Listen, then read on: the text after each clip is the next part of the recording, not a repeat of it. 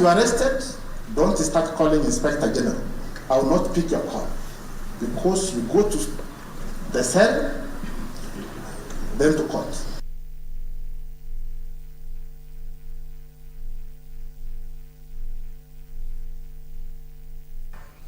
Police in Laikipia West are investigating a banditry attack at the volatile Kiriko village that left a 50-year-old woman nursing injuries. Patricia Wanjiru, a mother of 5, escaped death by a whisker after the gang toting bandits shot at her home before they fled with her only livelihood of 6 goats. At the Nyahururu County and Referral Hospital, the mother of 5 is recuperating from gunshot wounds. The family members say the unknown number of bandits sneaked from the forest to the village at around 9 p.m. on Tuesday when they attacked and injured their kin. Saa 3 hivi ya hii jioni, na kutoka saa hiyo tulisikia tu duru ikisemwa. Tulisikia risasi kwanza, tukasikia risasi ya kwanza, tukasikia risasi ya pili. Kutoka saa hiyo tukasikia watoto wameanza kufanya duru, kusema duru, hatukujua duru ni ya nini. Amekutwa kwake kama amelala, akiwa kwa kitandani akagongwa risasi kama ameketi chini, akaangushwa chini. Wakati walikuwa wamekuja kuimba mbuzi zake. Hata sio mbuzi mingi, ni mbuzi zita. The father lamented that this was not the first time bandits have invaded the village. The residents are now calling upon the government to move with speed and deal with the menace in an effort to ensure the safety of the residents. Tunalisha busi 3, ikifika 5 hawa wanakuja wanakuchukua hiyo busi. Ikifika 10 hawa wanakuja wanachukua hiyo busi. Sasa sisi tunakaa saa yote ni maskini. Saa yote ni maskini sababu vitu vyetu inachukuliwa na hii watu. Wanatusumbua kwa ukulima, tunasumbuana nao hata manyumbani.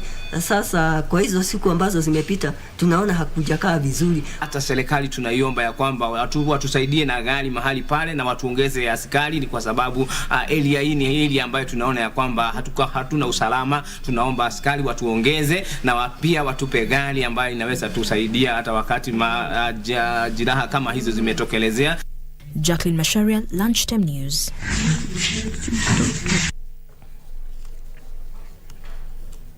The Directorate of Criminal Investigations has kicked off investigations into the violence that rocked South Game Ward in Siaya County last week during the by-election. As part of the investigations, Kisumu City Manager Abala Wanga spent more than 2 hours at the DCI offices in Yala Game Sub-County recording statements on the events that saw several people severely injured and several vehicles damaged. And now here's Andrew Okero with the reports.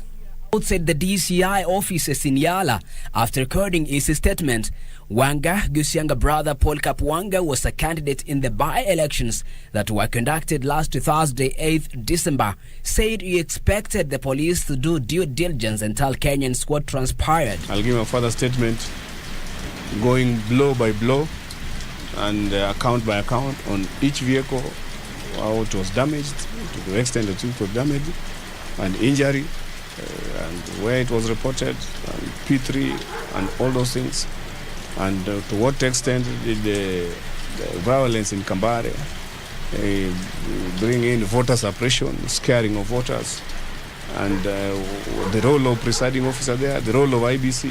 He further challenged the Game Member of Parliament Elisha Odhiambo to also record a statement on what he knows about the violence, adding that the legislator was on record stating that on the material day, it was at Kampara village, which was the epicenter of violence. Polkap Wanga, the ODM candidate who lost the battle, said he will seek legal redress and accused his opponents of being behind violence which turned down democratic rights of many voters. We are still following this, and I know the police will also assist us as much as they can and bring these people who broke the violence or started the violence in this polling station. This is the only polling station in the whole elections that had the highest turnout after the violence. I want to make a very humble appeal that all those people who participated in that violence be brought in books, because we saw the police were very busy there, and as much as they were there on the ground, they really need to tell the public the whole truth on what exactly happened. Igem Sub-County DCI boss Sami Mbarani confirmed that several leaders, among them the MCA-elect Brian Onyango, have been summoned and will be recording statements in due course. Scores of people were seriously injured, with more than 10 vehicles stoned. During the by-elections, Onyango, who vied as an independent candidate, flooded ODM's Paul Kapwanga by garnering 3,469 votes against Wanga's 3,353 votes. Andrew Kero for Lunchtime News.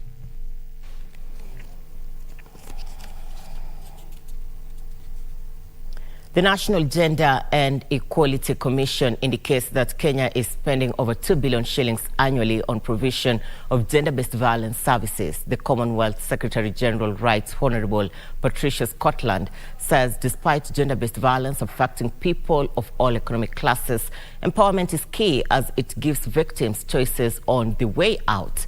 She says gender-based violence is costing the world economy $1.5 trillion.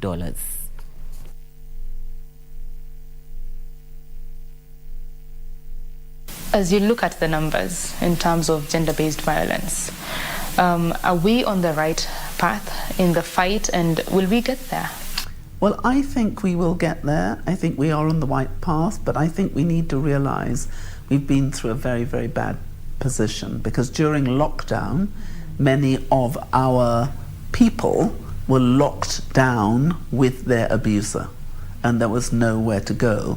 Children weren't going to school. School is quite often a relief for them, and that wasn't happening. So in some of our countries, domestic violence went up by 25%, some of them 300%, a couple of the countries 500%. I would like to tell you that if you were rich, if you were intelligent, if you were skilled, if you were powerful as a woman, you would be less likely to be subject to domestic violence. It's not true.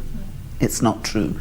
It is no respecter of age, class, ethnicity, gender orientation. It cuts across everything, which is what makes it terrifying.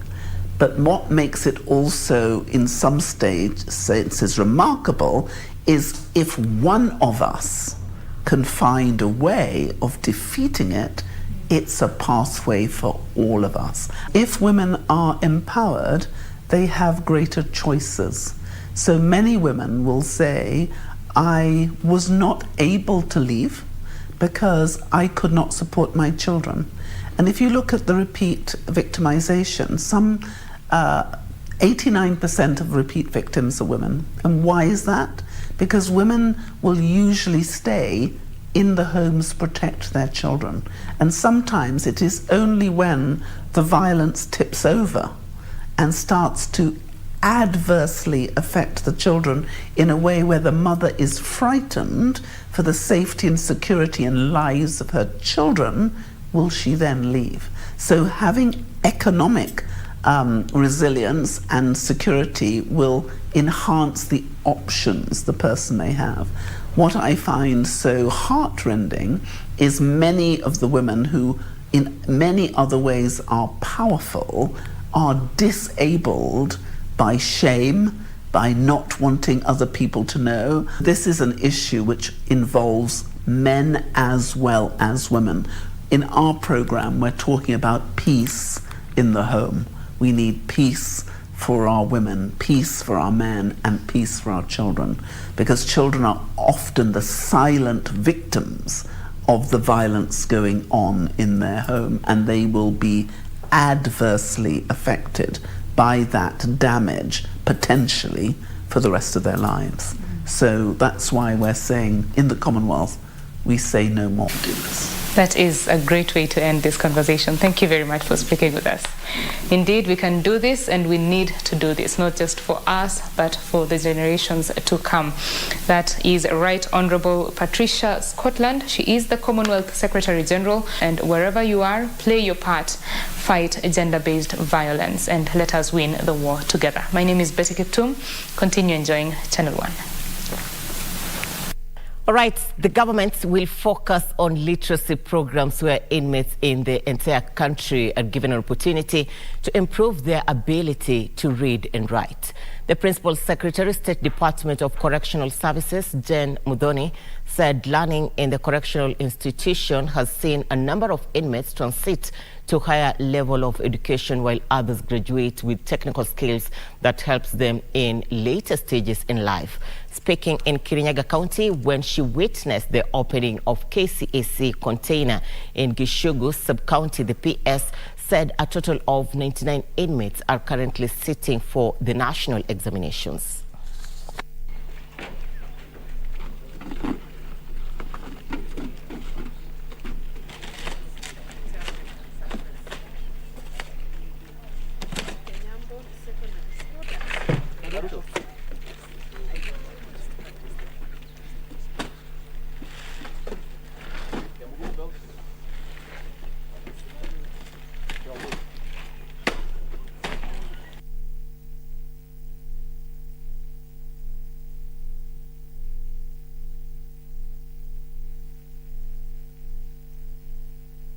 Our department, we have about 75 in KCSE, and we've been churning out every year.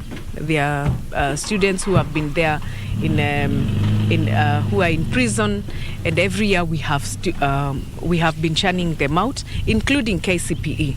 We are emphasizing literacy education in our correctional services, what we call the prisons, because when people come into conflict with the law, it does not mean that they are rejected. We are not rejecting them. We are only putting them there to use the reforms that are there to transform them. And once they are transformed, they can be able to reintegrate in the society and be able to live a better life. In the prisons, we have had people coming out when they are lawyers, they are doctors, and other professionals, and also in very many skills like sewing, plumbing, carpentry. Thika Town Member of Parliament Alice Ng'ang'a is now pushing for the relocation of the Thika GK prison from the Central Business District to create space for other infrastructural developments. Ng'ang'a observed that the facility, which occupies over 20 acres within the municipality, should create ground for expansion of other institutions and establishment of new projects that positively impact on locals. The lawmakers' remarks come in the wake of growing calls for relocation of the municipal stadia, the Kiandutu Public Cemetery, and now the prison to give room for expansion of the town. Regarding the proposed recruitment of 30,000 teachers by TAC, the MP proposed that the exercise should be based on population density.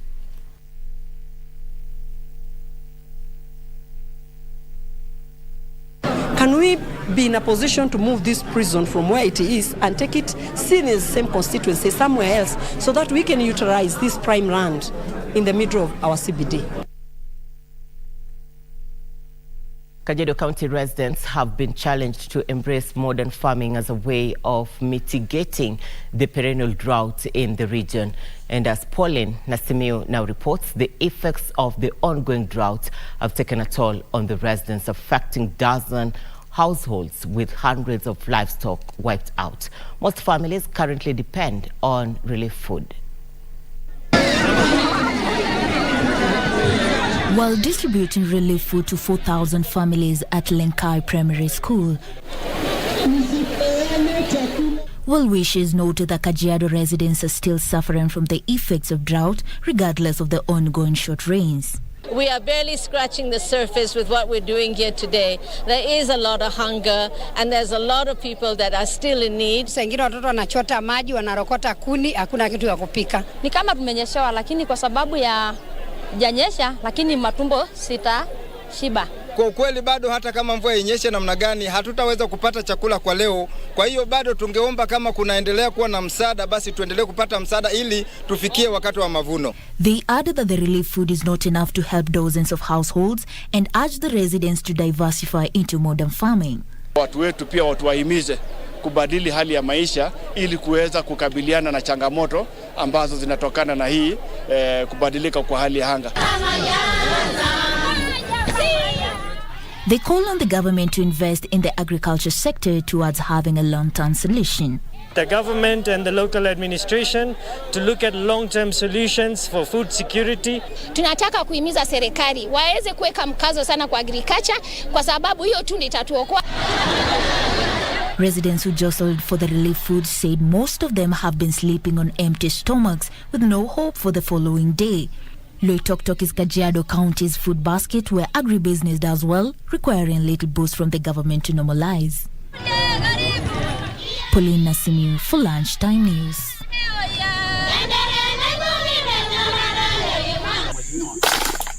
Despite the ongoing rains in parts of Embu where some farmers... Residents of Makina in the newly created Moya sub-county are calling on the government to give them relief food, saying they have had poor harvests owing to the low levels of rainfall received in the area. Poor rains in the last 3 years have resulted to poor yields, with most of the livestock also having died due to droughts. Despite the ongoing rains in parts of Embu where some farmers are optimistic of getting a bump harvest, residents from Bononi village say many families are experiencing strife due to the little available food in the area, which in some cases has led to an increase in gender-based violence. They are now calling on the government to allow them to do irrigational farming on the Tana Adi River Development Authority land along the River Tana and Masinga Dam. Area hii kuna njaa mingi, mbuzi zimekufa, ng'ombe zimekufa, punda, kila kitu kiko na njaa.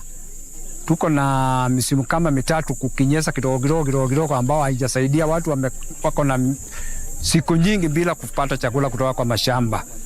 Na sasa tunaomba serikali angalau ituongezee chakula.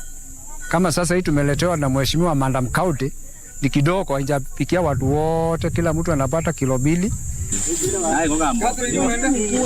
Embu County Women Representative Njoki Njeru, who spoke during food distribution in the area, appealed to the national and county governments to provide long-term solutions to the water shortage problem. She noted that residents continue to languish in poverty without food and water, despite living close to the Seven Forks Dam. Ngiomba hii mambo ya kupeana chakula, mambo ya njaa inaweza fika kikomo, inaweza fika mwisho kama serikali inaweza njikakamua ipatiane maji ya kunywa na kulima. Sehemu hii iko na ukame mwingi sana, lakini tungelikuwa na maji, tungekuwa tuna uwezo wa maji ya kunywa na kulima, tungeenda mashambani na tulime. The county women representative urged the Ministry of Lands to provide residents living in the controversial Moya settlement scheme with title deeds. Wakaaji wa hapa, wale wamekaa hapa katika kikao hiki na mashamba haya miaka mingi, waweze kupewa priority ya kwanza, nafasi ya kwanza, wapewe title deed na wafanye hivyo. Serikali ifanye hivyo haraka iwezekanavyo kwa sababu wanaishi na wasiwasi. Colin Shadrack for Lunchtime News. Police in Naivasha have recovered assorted goods worth millions of shillings that had been stolen in various estates in the town. Among the recovered items included musical instruments stolen from one of the churches last month and electronic equipment stolen from one of the shops on Saturday night.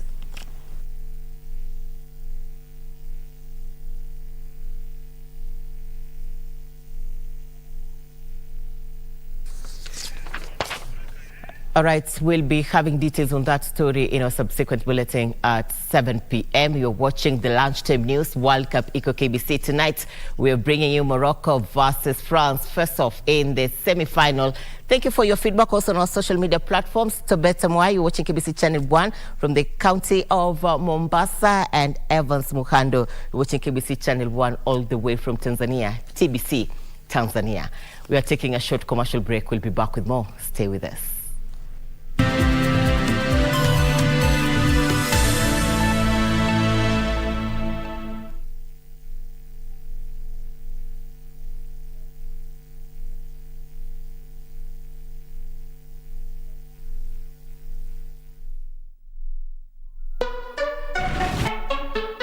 entertainment on Naisha Magic East will make you go Allah. Enjoy the unreal family stories. Hope it's gonna be fun. The spicy, thrilling, and unexpected adventures. How enjoying? Experience our magical moments. It's so impressive. Nothing can make you go Allah like our all-star entertainment. Naisha Magic East, DSTV channel 158, GoTV channel 4. Airtel, the most affordable network.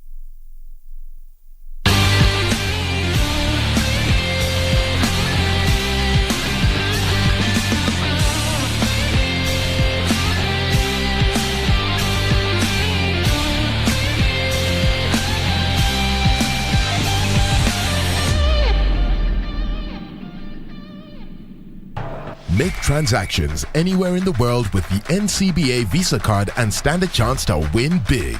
Join the FIFA World Cup 2022 when you win an all-expenses-paid trip for you and your +1 to watch 2 games. Or win exciting weekly prizes that will make your FIFA viewing experience super duper.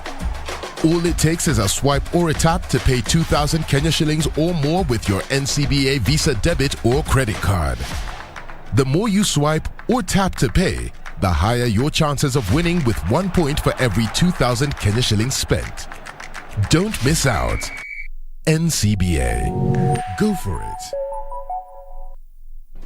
Do you have a news story to share with KBC? Get in touch swiftly on email news@kbc.co.ke or call 0723-892-654 or 0734-780-124.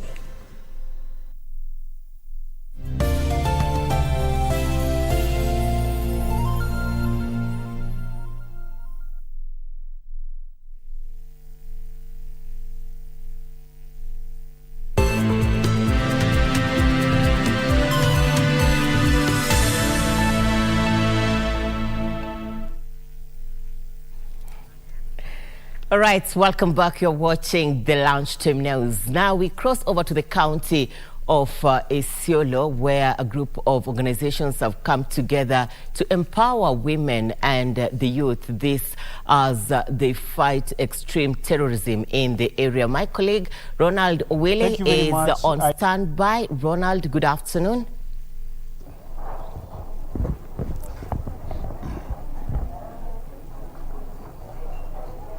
Thank you very much, Irene Muchuma, right there.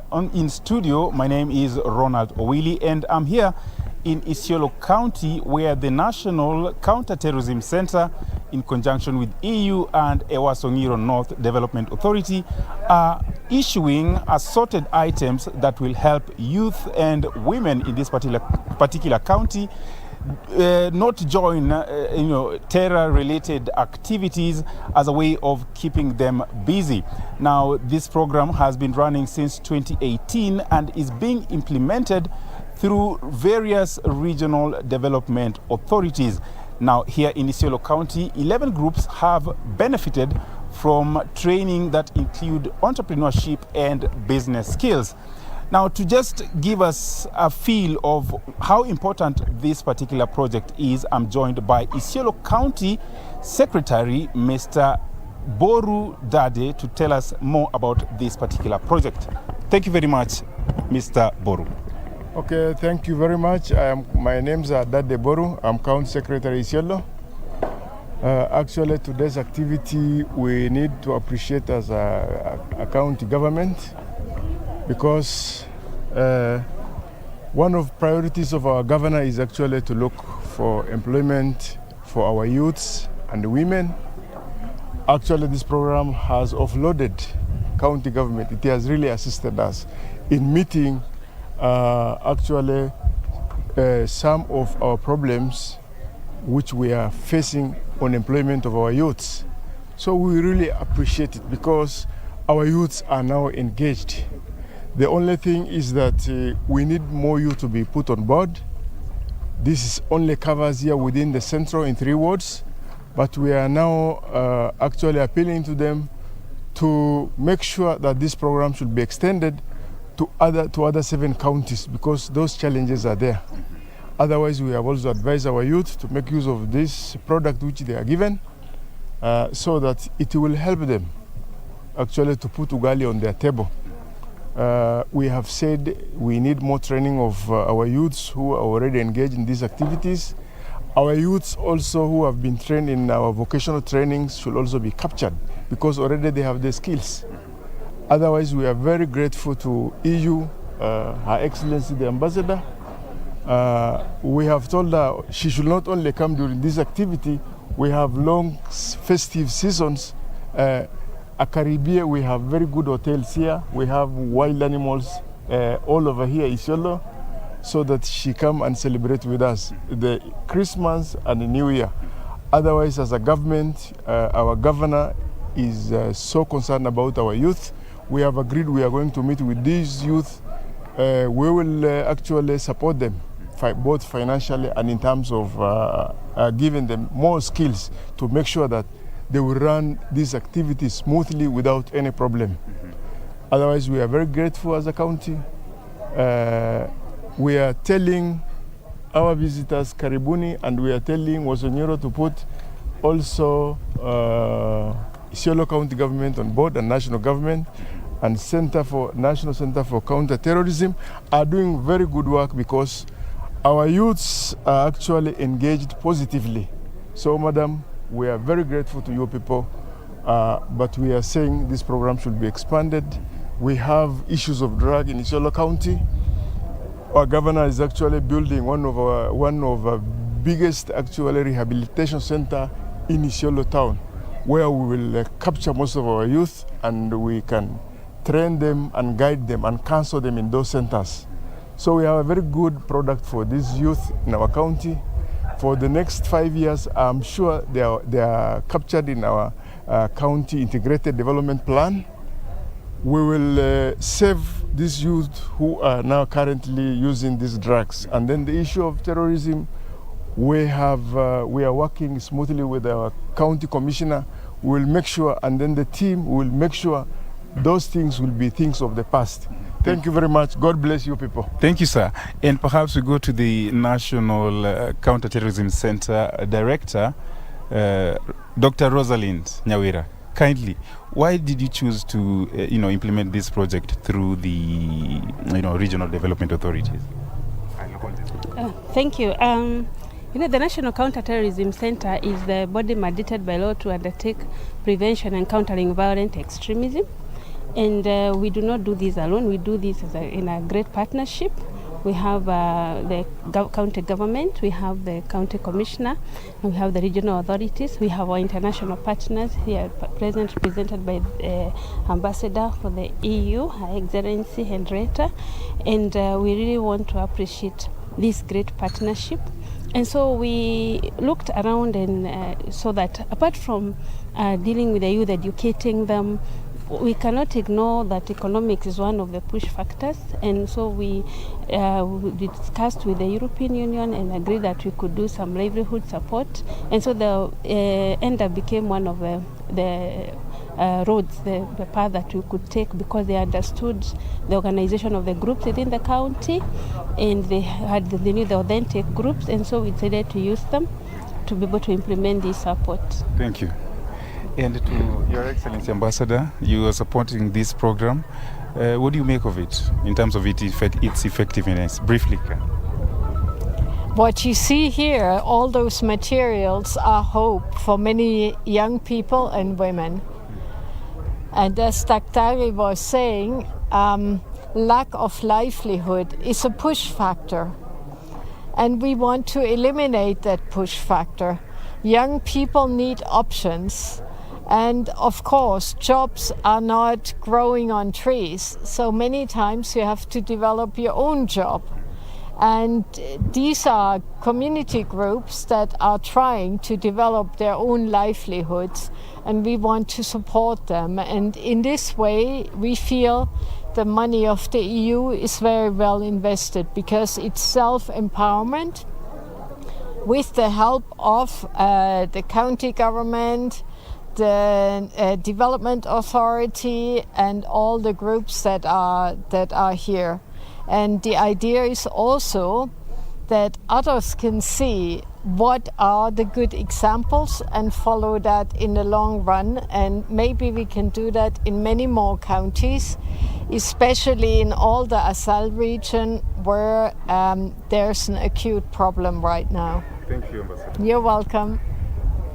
That's all we have from Isiolo County, and the next phase will also involve doing such kind of initiative in Coast Development Authority, Kerio Valley Development Authority, Lake Basin Development Authority, and Ewasongiro. My name is Ronald Willie. Back to you, Irene. Thank you, Owili. Good to have you. Now, from Isiolo, we come back to the county of Nairobi, where the Democratic Action Party of Kenya is having a press briefing. The patron of the party, Eugene Wamalwa, is currently addressing members of the press. Let's cross over and listen in.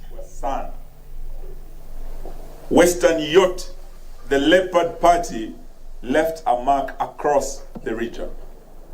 Kutoka Kitale hadi Mbale. Kule Mbale ukifika pale panaitwa Luanda. Engineer Dick Maungu. Huyu jamaa alibwaga chini wana ODM. Walikuwa wanasema huyu kijana hajui hii ni ngome ya ODM. My brother, hongera engineer. Hongera. It was not easy. Ukiingia Kakamega, kijana wetu PK ako njiani anakuja Salasia. The youngest member of parliament from Western Kenya. You as DAP actually earned the reputation of being the young people's party.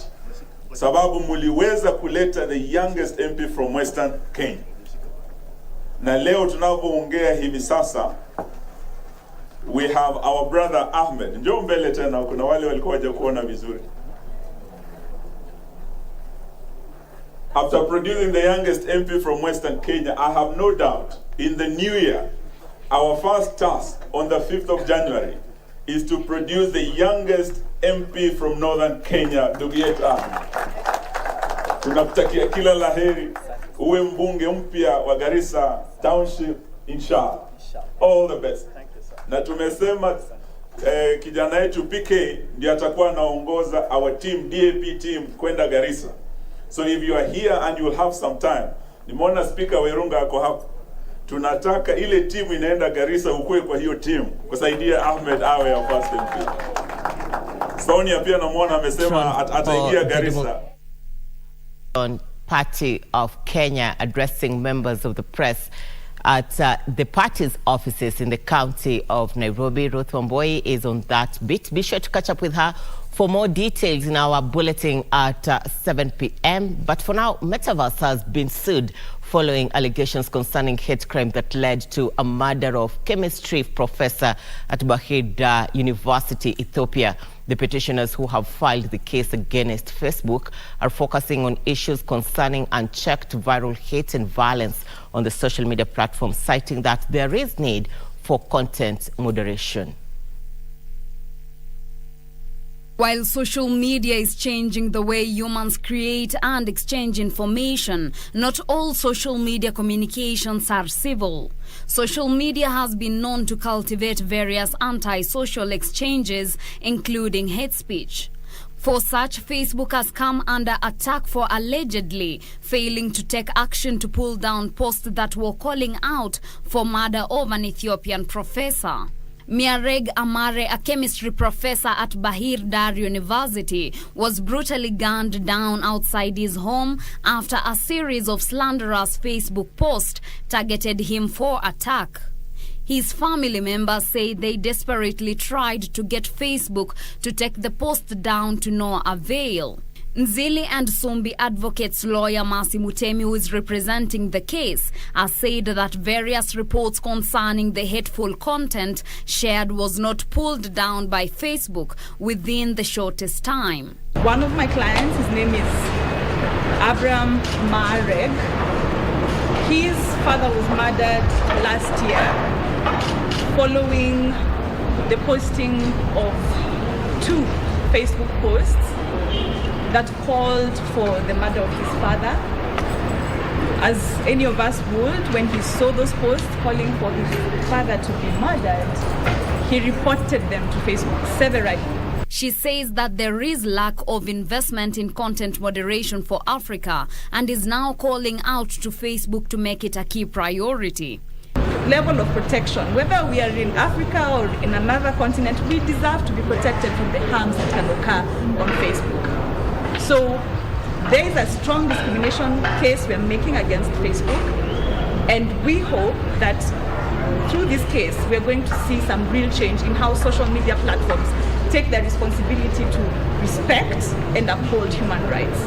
The petitioners are also asking for algorithm change, noting that other countries' contents tend to easily go viral while African content does not receive the same viewership. Social media is a part of our livelihoods, but how much harm can it cause? This is a question that continues to be heavily asked. For Lunchtime News, I am Teresa Mutai. Police in Naivasha have recovered assorted goods worth millions of shillings that had been stolen in various estates in the town. Among the recovered items included musical instruments stolen from one of the churches last month and electronic equipment stolen from one of the shops on Saturday night. Here now are the details of this story. During the sting operation, the officers managed to arrest 6 suspects who are also believed to be behind a series of highway robberies along the Naivasha-Maimahio Road. In the last 3 months, area residents have lost goods worth millions of shillings to the gang that has been using motorcycles to ferry the stolen goods. According to Naivasha Deputy OCPD Samuel Kiplong, the thugs struck on Saturday night in one of the electronic shops in Karagita Estate, cutting away goods worth over 700,000 shillings. Na kwa bahati mzuri kwa kufikia jioni tulikuwa tumeanza kupata fununu ambayo ilituongoza mpaka nyumba moja ambayo inatumika na wezi hapa within Naivasha. Mahali tulipata wezi 4 walikuwa wanagawa hizo vitu, tayari walikuwa wamezisafirisha zingine, kukawa tumepata kiasi ambacho ina dhamana kama ya 1,350. The police boss added that 5 of the suspects were in their list of wanted criminals, adding that it was a matter of time before they got the rest and the missing goods. Hapo uchunguzi wetu ikatuongoza tukiwa na wao suspects 4 mpaka Kasarani, mahali tuliweza kuwapata wezi wengine ambayo wanasaidiana na wao wako na vitu zingine. Kiplong called on members of the party to report to the Karagita police post and help identify the recovered items. One of the traders, Girishan Mwangi, whose electronic shop was broken into, decried the amount of goods that they had lost, adding that only a section of it had been recovered. Kushikwa kwao hasa mimi na wanabiashara wenzangu itatusaidia sana, sababu tayari wamejua, wanajulikana, na itatusaidia sana sababu watajua kwamba hawana nafasi hapa hii eneo yetu. The chairman of PCEA Church in Mirera Estate, John Kenyanjui, said that they lost sound and music equipment worth over 750,000 shillings after the suspects gained entry through the wall. Ini tuna matarajio kuanzia hapa, tumeona kuna mwanga, kwa sababu kama zilipatikana kwa hawa, inaonekana hizo vitu zote ziko na hawa. Hizo vitu zilipatikana Kasarani, hizo speaker. Kwa hivyo inaonekana hizo vitu zingine wako nazo ama wamesafirisha ama wako na mahali kwingine labda. Beatrice Gatonyengetich, Lunchtime News.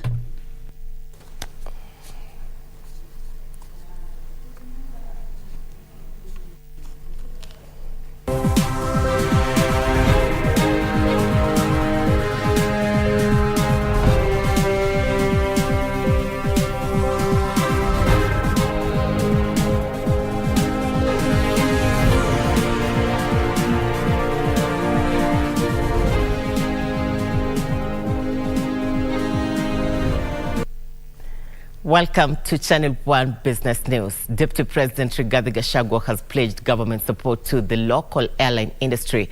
Gachagua made the remarks at the Wilson Airport in the county of Nairobi when he saw off the inaugural flight by Skyward Express to Kakamega County less than a week after President William Ruto commissioned the newly rehabilitated Kakamega airstrip.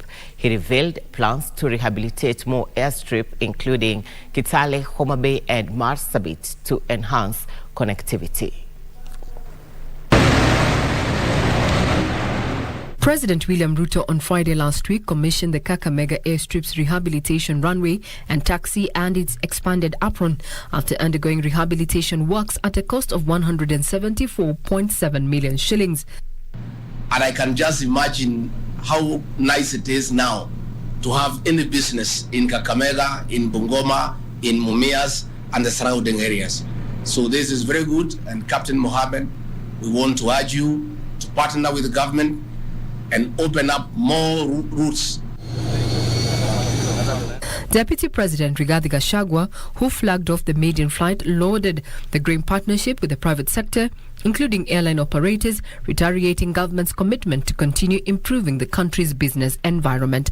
This new policy of continuous engagement is what is going to make things move in this country.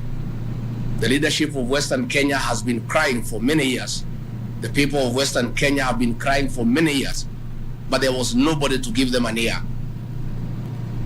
Exactly a week, less than a week after the president listened to them, this is today happening. The rehabilitated Kakamega airstrip is now able to accommodate both cargo and passenger aircrafts, with plans to revamp more airstrips to boost interconnectivity for tourism and business. Regina Manyara reporting for Lunchtime News. Kenya is set to host the third geopark site in Africa after Morocco and Tanzania. Tourism Cabinet Secretary Irene Malonza says UNESCO has designated Baringo County as host of the geopark, with ratification processes underway. The United Nations Educational, Scientific and Cultural Organization, UNESCO, has so far designated 2 global geoparks in Africa. One of them is at Ngorongoro Lengai in Tanzania and the other at Emogun in Morocco. Processes are underway to designate Baringo, which is home to Lake Bogoria and Kapedo Hot Springs, the Bogoria Game Reserve and Ruko Conservancy as the third in Africa. Tourism Cabinet Secretary Irene Malonza says the move will transform Baringo, which is endorsed with hot springs, geysers, birds, and a rich culture into tourism. This is a very exciting moment to see Kenya taking up in terms of technology and also in terms of being in UNESCO geoparks and joining the 177 other countries that are already in geopark. Geopark concept in Baringo is a game changer. Is expected to bring sustainable development to communities, is expected to bring peace, it is empowering communities, is going to bring research, education, and lots of benefits. The county's leadership say they are working closely with the national government to address insecurity, which has bedeviled the area for years and built on tourism. This is the tourism potential that it's going to generate. For a long time, tourism has been about the cost, has been about the big five, but nobody has recognized the value of geosites, the beautiful scenery in this country. So we really applaud being chosen to become a geopark site in Kenya and in Africa. Started our sessions so that we ensure that Baringo is safe, so that as we develop our geopark sites in every corner of our county, our visitors, our tourists should be able to have safety as they visit those areas. Frederick Mwoki for Lunchtime News.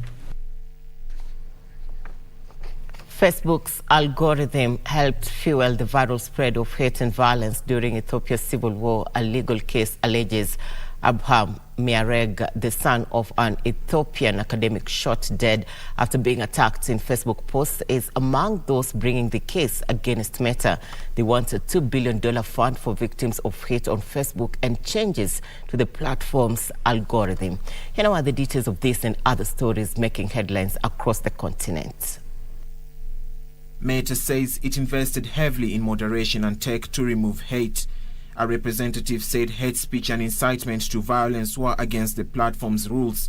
Hundreds of thousands of people have died in the conflict between the Ethiopian government and forces in the northern Tigray region, with 400,000 others living in famine-like conditions. Last month, a peace deal was agreed, but recently there has been an upsurge in ethnically motivated killings between Amhara and Oromo-speaking communities.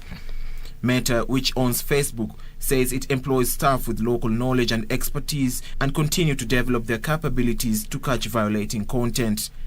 Elsewhere, the Tanzanian Revenue Authority has come up with a new campaign to intensify revenue collection in Kariakoo Market during the end of the year and festive season. The new campaign, which targets to collect 19.5 billion shillings in taxes this month, aims at registration of small traders so that they can start using the electronic fiscal device and the placement of posters inside the market with messages encouraging the issuance of receipts after selling every item. Kariakoo is the busiest trading center in Dar es Salaam, which attracts both local and foreign buyers and sellers, and the taxman wants to ensure everyone who is doing business in the area is a taxpayer. Finally, Egypt has received funding of $240 million from the Japanese government to reform its energy sector and turn it into a regional energy hub. Japanese companies are conducting a survey and study in the Suez Canal and intend to set up a power transmission lines from Egypt to Saudi Arabia. Japan cooperated with the Egyptian government in setting up an excellence center and provided 20 experts from Japanese International Cooperation Agency for training administrative personnel. Egypt has plenty of natural gases and sources of solar and wind power.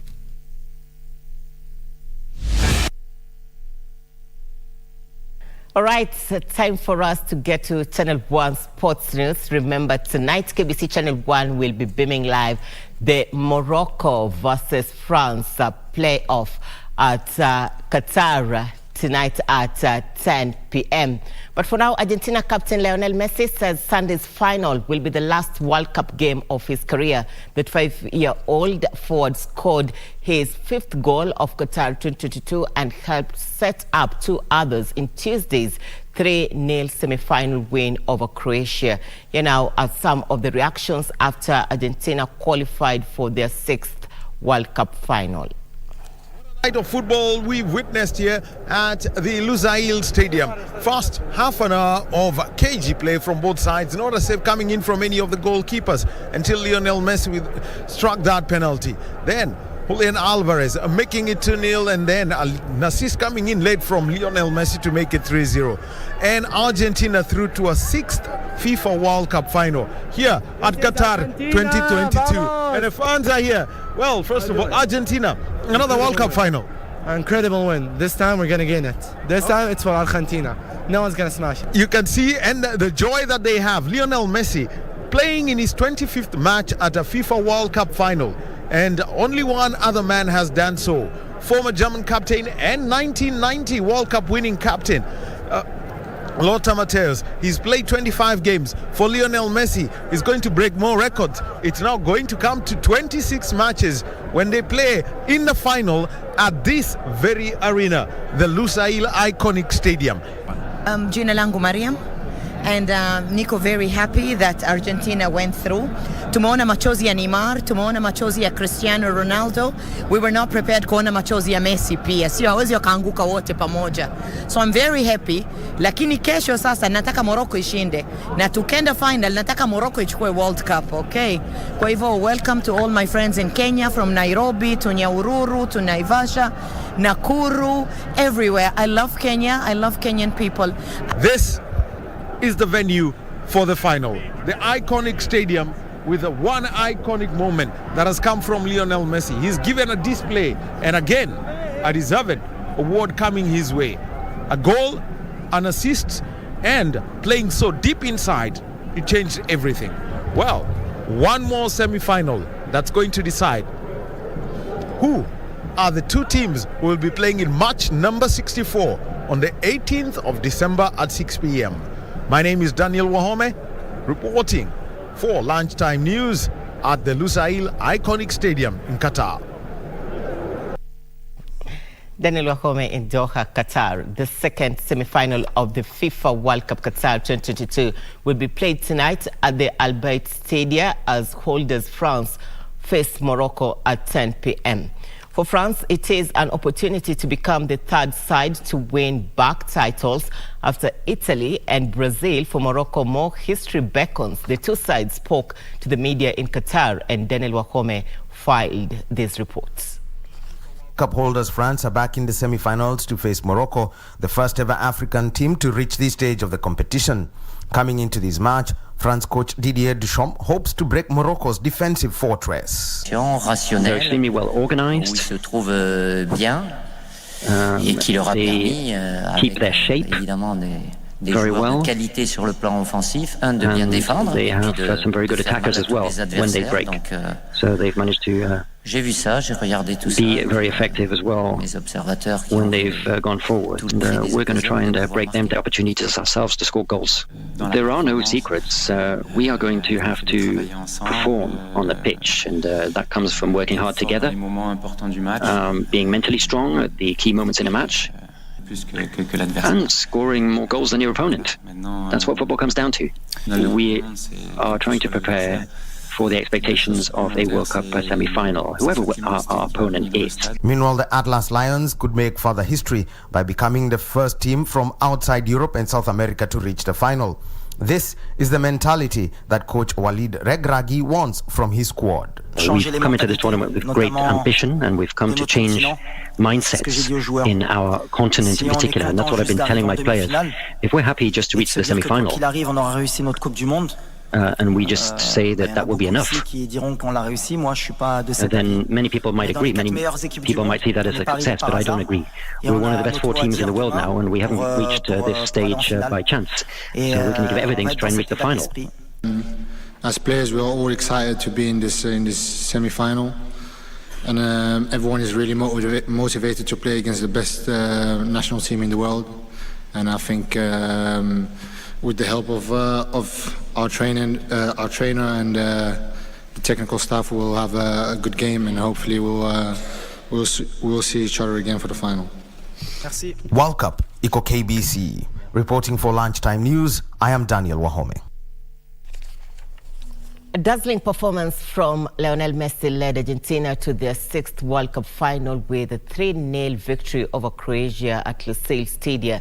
Meanwhile, African trailblazers Morocco will endeavor to continue their magical World Cup 2022 journey when they face defending champions France in the second semi-final at the Al Bayt Stadium. Argentina took charge of the game from the onset, missing several chances, but a mistake from Croatian goalkeeper awarded Argentina a penalty, which Messi scored. In the 39th minute, Manchester City forward Julian Alvarez added a second, forcing a 2-0 halftime lead. In the second half, Alvarez added a third, assuring Argentina a place in the finals.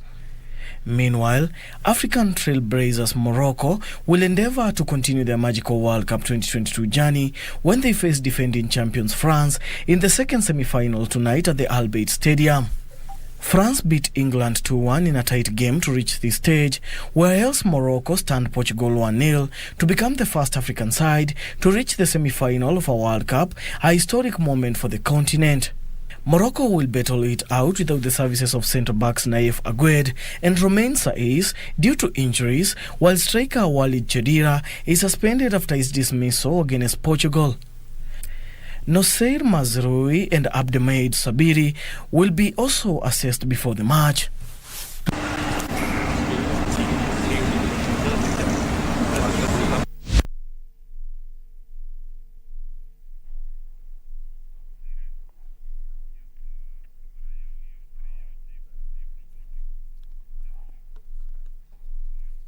All right, we have come to the end of Channel 1 Lunchtime News. Thank you so much for your company. Thank you for your feedback on our social media platforms. For more details on just aired news and many more, do log on to www.kbc.co.ke.